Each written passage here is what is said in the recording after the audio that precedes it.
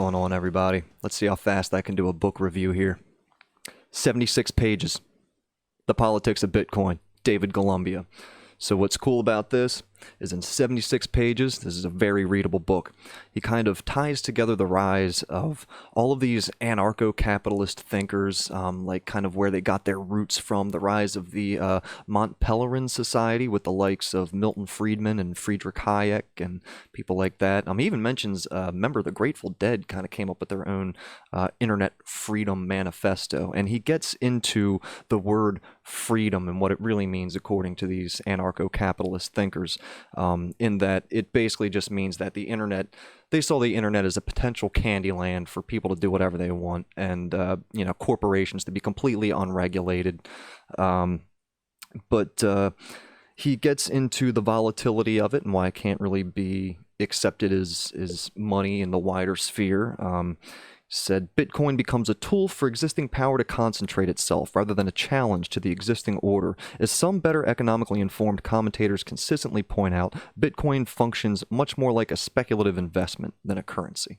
So he mentions that it's like, you have money, and then the abstraction from that is credit money, and then the abstraction of that is like this cryptocurrency where it's like speculation on speculation of money. And he gets into the contradiction of what success for Bitcoin would look like.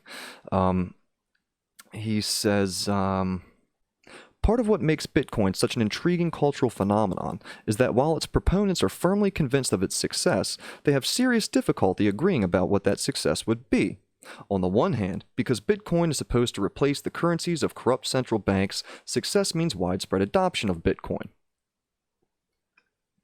But widespread adoption inherently includes adoption by the very bankers, financiers, and politicians some Bitcoin enthusiasts loathe so much, and therefore, signs of widespread adoption are taken as unfortunate corruptions of the Bitcoin ideal.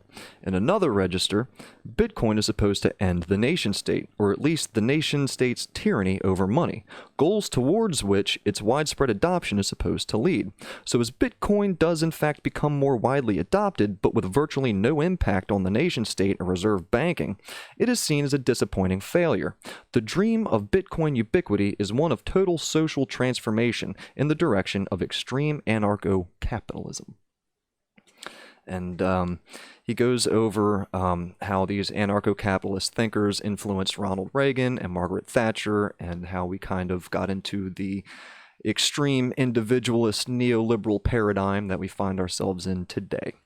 I think this book, with the current rise in cryptocurrency like Bitcoin and this new Dogecoin that recently is endorsed by fucking Elon Musk, I think a book like this everybody should kind of read to get the wider context of where this cryptocurrency sits in our economic world.